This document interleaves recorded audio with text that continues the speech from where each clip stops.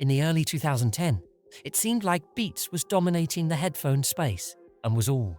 The Rage Beats by Dre used to be the hottest headphones on the market, with a reputation for being the best audio equipment because of their distinctive designs and the fact that many athletes and celebrities used them as their daily go-to headphones. Customers were even interested in the idea of having phony Beats as long as they had the same. Origin of Beats.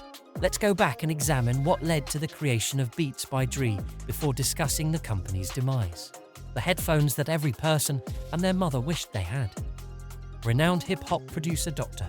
Dre believed in that listeners should have access to the same superior sound quality he was afforded in the studio.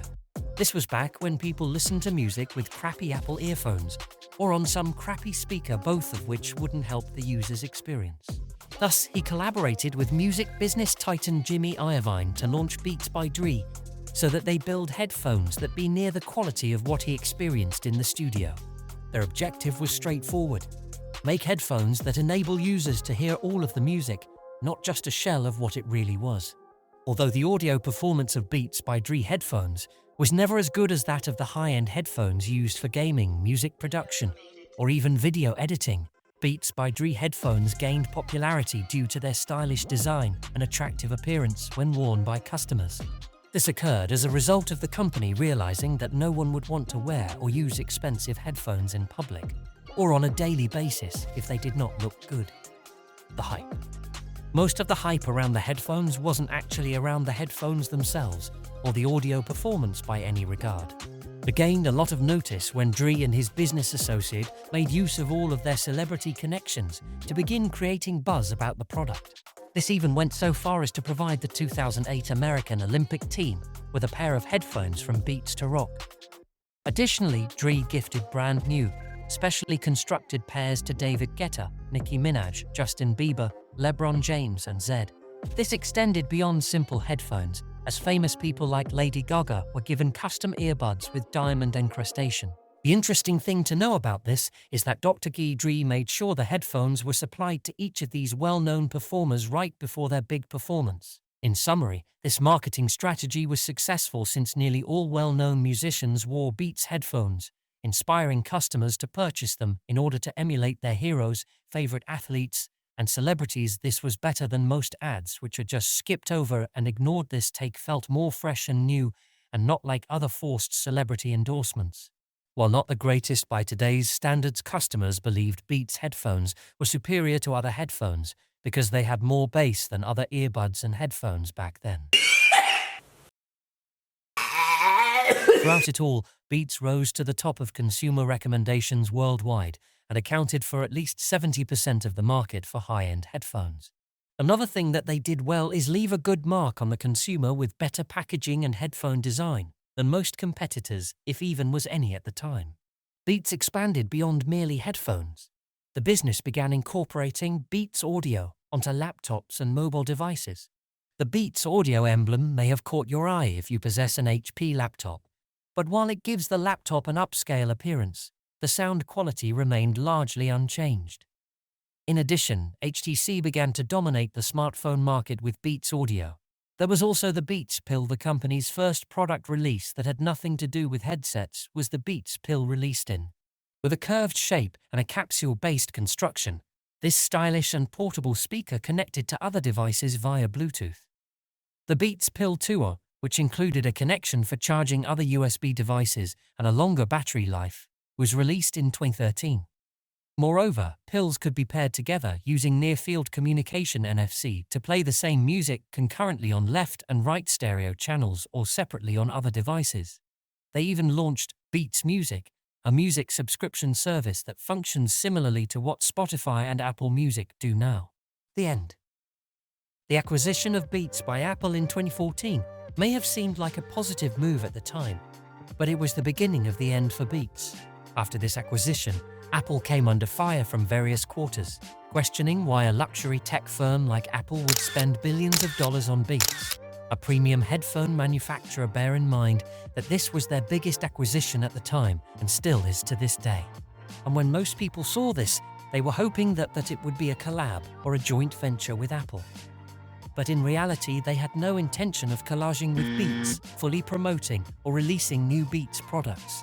And while this acquisition looked off or stupid on the surface, Apple's purchase of Beats was a brilliant move because the company knew that wireless headphones and earphones would soon become the standard. To reach its goal of becoming completely wireless, Apple would need to either outpace or acquire its rivals, which is exactly what it did. They wanted to be the face of the wireless headphone scene, and not Beats.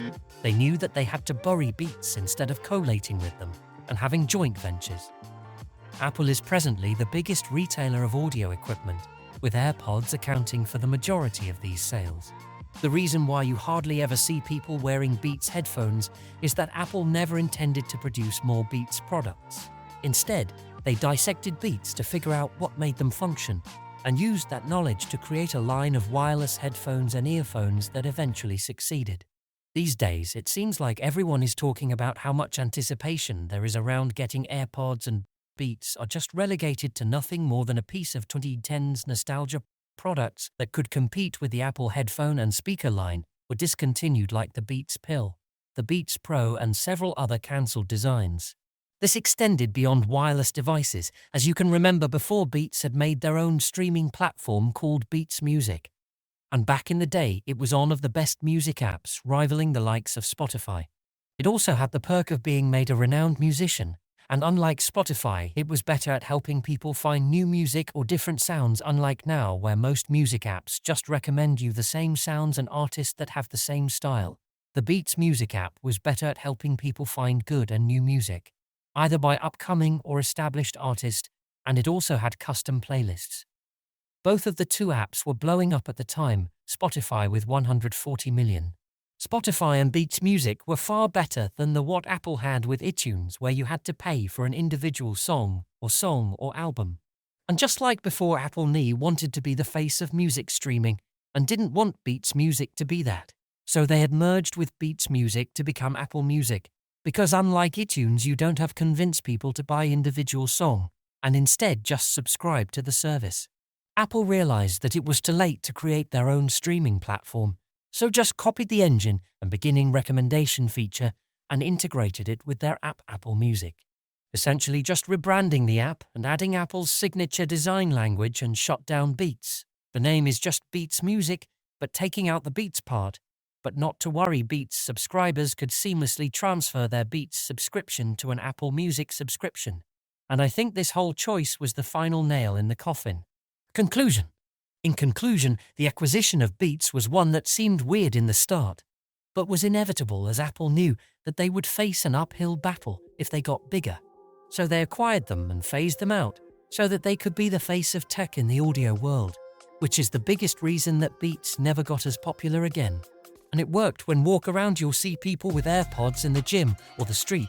The headphone scene is no longer the dominant factor in the headphone scene.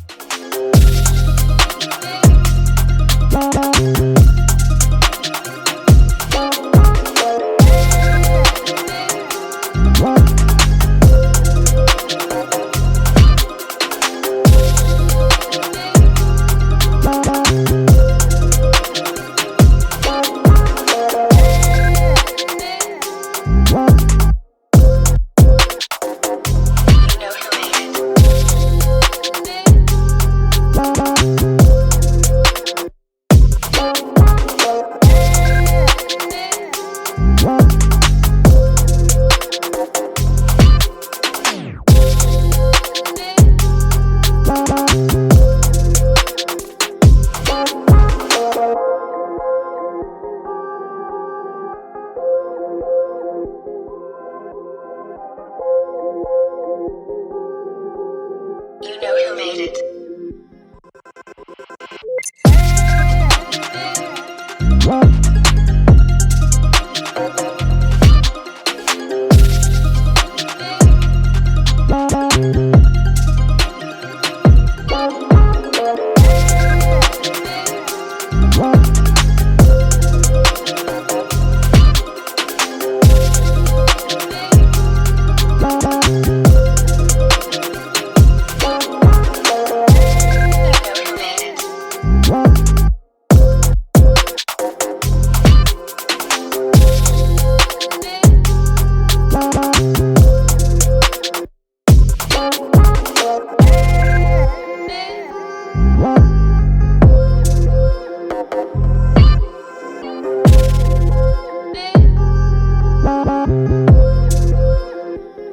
it.